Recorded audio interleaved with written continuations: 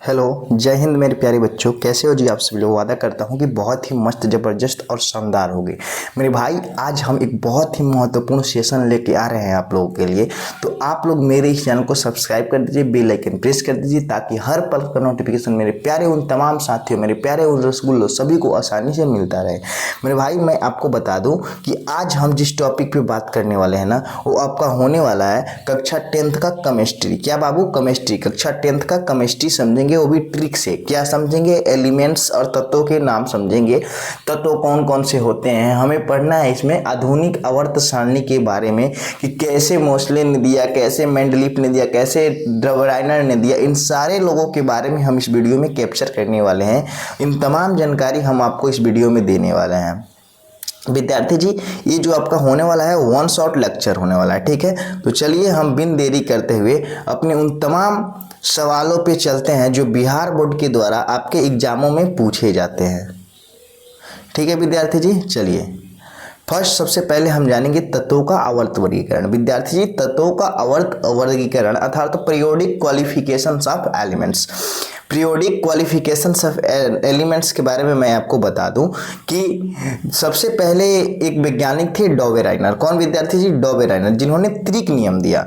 डॉवेराइनर एक वैज्ञानिक थे जिन्होंने त्रिक नियम दिया। कौन बाबू? डॉवेराइनर। उसके बाद से आए आपका न्यूलैंड्स। न्यूलैंड्स का हम लोगों ने अष्टक सिद्धांत को देखा। इसके बाद से हमने देखा कि मेंडलीफ की आवर्त सारणी, मेंडलीफ ने भी अपना पीरियोडिक टेबल जारी किया। ठीक है विद्यार्थी जी। उसके बाद से हम लोगों ने देखा आधुनिक आवर्त सारणी जो अभी चल रहा है। ठीक है मेरे भाई, मैं आपको बता दूं कि डॉवेराइनर का त्रिक नियम पूछता है, ठीक है, बिहार बोर्ड के एग्जाम में। तो आपको डॉवेराइनर के त्रिक नियम है उनको याद रखना है। न्यूलैंड्स के बारे में उतना नहीं पूछा है। आपका मेंडलीफ के आवर्त सारणी हमेशा पूछता है विद्यार्थी। 2027 के एग्जाम में भी पूछे जाने की संभावना जताई जा रही है। ना ही तो 70% संभावना है विद्यार्थी जी कि आपके 2027 के एग्जाम में मेंडलीफ के आवर्त सारणी के बारे में आपसे विश्लेषण पूछ दे। तो विद्यार्थी जी, बिन देरी करते हुए चलिए हम मेंडलीफ के आवर्त सारणी की व्याख्या करते हैं। यदि आपको मेरा ये वीडियो अच्छा लगे तो प्लीज मेरे चैनल को सब्सक्राइब कर दिए, बेल आइकन प्रेस कर दी, ताकि हर पल का नोटिफिकेशन मेरे प्यारे तमाम उन साथी को आसानी से मिल सके। मेरे भाई, मैं आपको बता दूं कि आज सबसे पहले हम लोगों ने आधुनिक आवर्त सारणी को पढ़ेंगे। आधुनिक आवर्त सारणी अर्थात मॉडर्न पीरियोडिक टेबल्स को हम लोग समझेंगे। आधुनिक आवर्त सारणी मेंडलीफ की आवर्त सारणी है।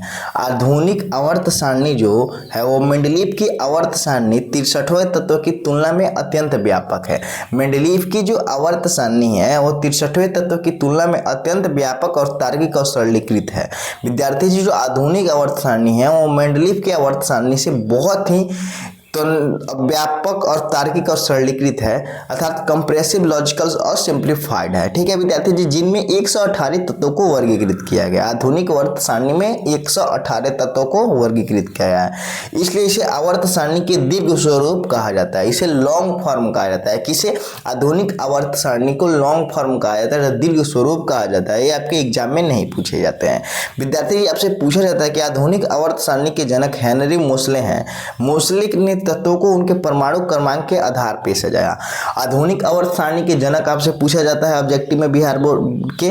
ठीक है विद्यार्थी जी, तो आपको बताना है कि आधुनिक आवर्त सारणी के जो जनक है ना वो हेनरी मोसले हैं, जिन्होंने उसे एटॉमिक नंबर के आधार पे सजाया है। ठीक है, अब देखिए, हेनरी मोसले ने बताया था कि किसी तत्व की भौतिक और रासायनिक गुण उसके परमाणु क्रमांक के आवर्त फलन होता है।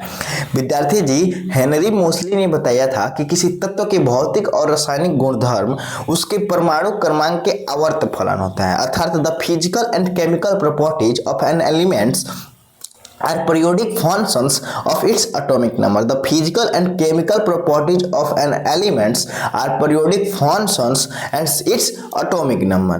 विद्यार्थी जी, ये रहे कुछ आपके मोसले के। ठीक है, अब देखिए, मोसले ने परमाणु क्रमांक के आधार पे अर्थात परमाणु संख्या के आधार पे उसी आवर्त सारणी को तो सजाया था, लेकिन आखिर परमाणु संख्या होता क्या है, परमाणु क्रमांक होता क्या है, एटॉमिक नंबर होता क्या है, सबसे पहले हम इसको ध्यान में दें।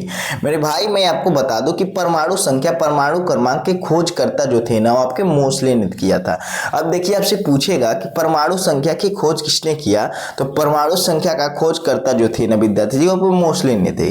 किसी परमाणु के नाभिक में उपस्थित प्रोटॉनों की संख्या ही परमाणु क्रमांक कहलाता है। किसी भी परमाणु के नाभिक में उपस्थित प्रोटॉन की जो संख्या होती है ना विद्यार्थी जी, वही आपका परमाणु संख्या कहलाता है। देखिए इसमें जो प्लस आइकन दे रहा है, जो प्रोटॉन रेड कलर का जो है ना विद्यार्थी, जो ये रेड है ना, रेड यही आपके क्या है, परमाणु संख्या है। ठीक है विद्यार्थी जी, किसी परमाणु में उपस्थित प्रोटॉनों की संख्या को परमाणु संख्या कहते हैं। ठीक है विद्यार्थी जी, किसी परमाणु में उपस्थित या किसी नाभिक में उपस्थित प्रोटॉनों की संख्या को परमाणु संख्या कहते हैं। ठीक है, इसे जेड से निरूपित किया जाता है मेरे भाई, इसे जेड से दर्शाया जाता है। ठीक है, किसी उदासीन परमाणु अर्थात natural atom of protons and electrons की संख्या जो होती है बराबर होती है।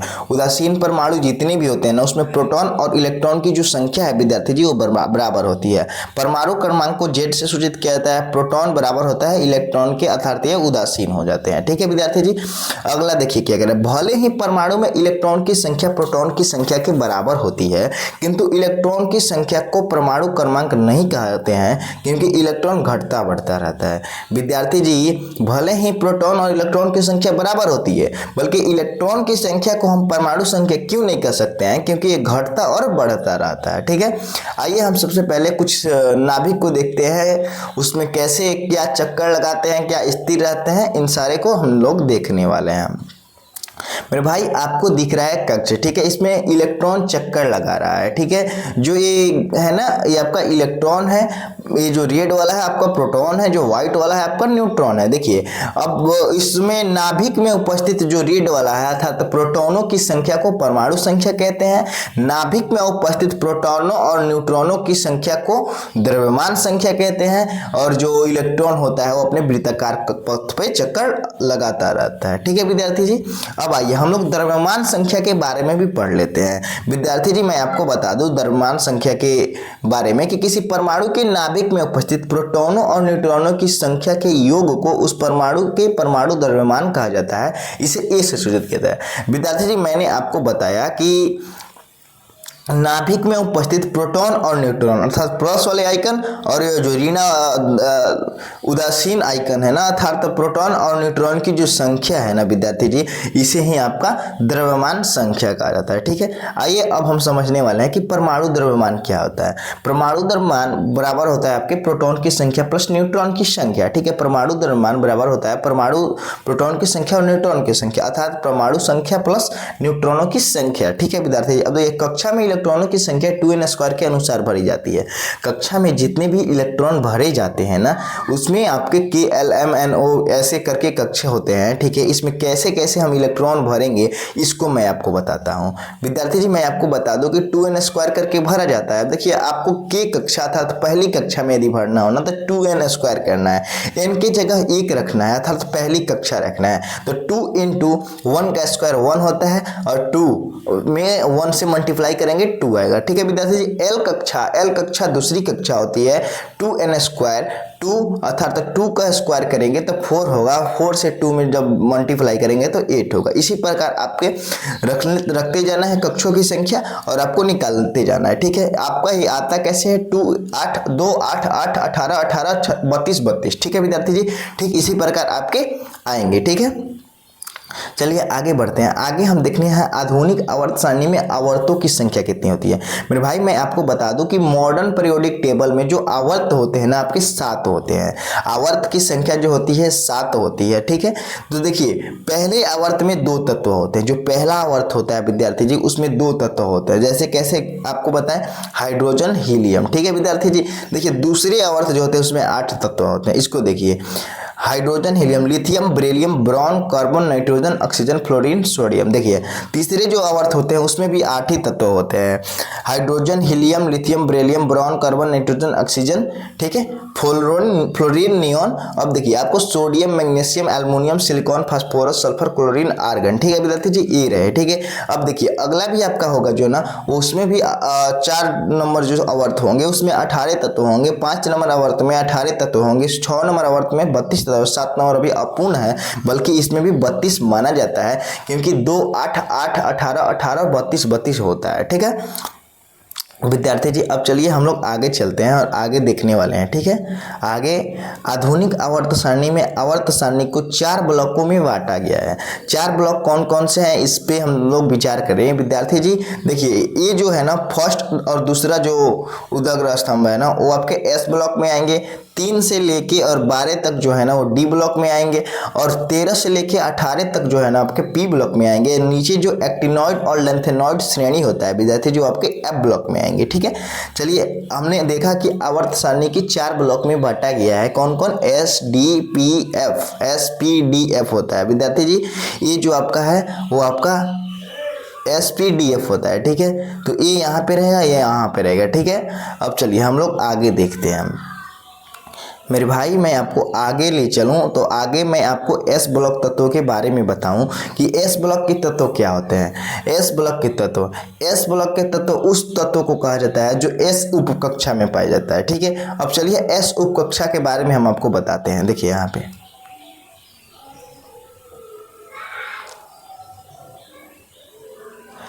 ये जो आपके एस उपकक्षा दिख रहा है ना, यहीं पे पाया जाता है। ठीक है, तो उसे एस ब्लॉक के तत्व कहते हैं। एस ब्लॉक के अंतर्गत उन तत्वों को सम्मिलित किया जाता है विद्यार्थी जिनके संयोजी इलेक्ट्रॉन अर्थात वैलेंस इलेक्ट्रॉन एस कक्षक में प्रवेश करते हैं। मैंने बताया कि एस उपकक्षा में जितने सारे इलेक्ट्रॉन होते हैं ना, उसे एस ब्लॉक के तत्व कहते हैं।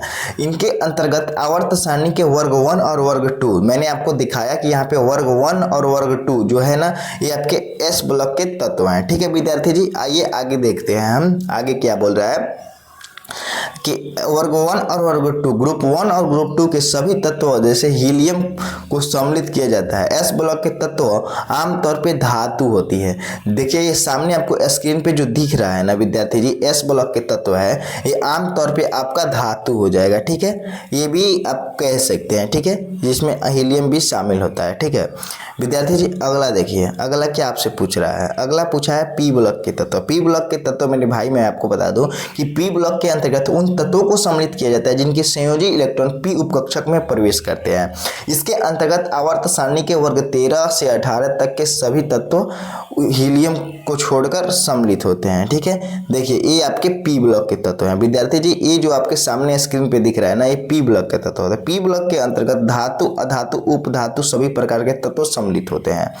अब चलिए अगले प्रश्न पे हम विचार करते हैं। अगला प्रश्न आपका होने वाला है एफ ब्लॉक के तत्व। आवर्त सारणी में सबसे नीचे स्थित 2 पंक्तियां सम्मिलित होती है, एफ ब्लॉक के तत्व कहा जाता है। ये सभी पदार्थ रेडियो एक्टिव होते हैं। इनका अंतिम इलेक्ट्रॉन एफ उपकक्षक में प्रवेश किया रहता है। इसमें कुल 28 तत्व आते हैं। इनमें अत्यधिक रेडियो एक्टिव तत्व हैं, उन्हें डी ब्लॉक को से काटकर बनाया गया है। इन्हें 2 श्रेणियों में बांटा गया है, एक लेंथेनॉइड श्रेणी होता है, एक एक्टिनॉइड श्रेणी होता है। विद्यार्थी जी आपके क्लास 12 के एग्जाम में लेंथेनॉइड और एक्टिनॉइड के बारे में पूछता है कि लेंथेनॉइड श्रेणी क्या है, एक्टिनॉइड श्रेणी क्या है। तो लेंथेनॉइड श्रेणी इसमें 58 से लेकर 71 तक तत्व होते हैं, और एक्टिनॉइड श्रेणी जो होता है इसमें 90 से लेकर 103 तक होते हैं। ये जो आपको नीचे दिख रहा है ना, यही आपके लेंथेनॉइड श्रेणी है। ठीक है विद्यार्थी जी, चलिए आगे हम देखते हैं। आगे ग्रुप 1, ग्रुप 2, ग्रुप 11, ग्रुप 17 और ग्रुप 18 को बांटा गया है। देखिए विद्यार्थी जी कह क्या रहा है मेरे भाई, ग्रुप 1 में कह रहा है कि इस ग्रुप के तत्वों को क्षारीय धातु कहा जाता है, अर्थात अल्काइल मेटल्स कहा जाता है। विद्यार्थी जी ये आपके एग्जाम में, बिहार बोर्ड के एग्जाम में, कक्षा 10th के एग्जाम में पूछे जाते हैं कि अल्काइल मेटल्स अर्थात क्षारीय धातु किस ग्रुप के तत्वों को कहा जाता है। तो ग्रुप फर्स्ट। ये सेकंड को देखिए, सेकंड क्या कह रहा है कि इस ग्रुप के तत्वों को क्षारीय मृदा धातु कहा जाता है, अर्थात ग्रुप 2 के जितने भी होते हैं क्षारीय मृदा। ग्रुप 11 के जितने भी होते हैं विद्यार्थी सिक्का धातु, कोइन मेटल का है। ग्रुप 17 के जितने भी होते हैं वो हैलोजन ग्रुप होते हैं, अर्थात सबसे ज्यादा क्रियाशील होते हैं। और जो 18 के तत्व होते हैं वो अक्रिय वर्ग होते हैं, शून्य वर्ग होते हैं, निष्क्रिय वर्ग होते हैं। विद्यार्थी जी इस टॉपिक से आपके बिहार बोर्ड के एग्जाम में बार बार प्रश्न पूछे जाते हैं। ठीक है, तो चलिए बच्चों, आपको ये वीडियो अच्छा लगा हो तो प्लीज़ मेरे इस चैनल को सब्सक्राइब कर दी, बेल आइकन प्रेस कर दी, ताकि हर पल का नोटिफिकेशन मेरे तमाम उन साथियों को आसानी से मिल सके। चलिए बच्चों, धन्यवाद।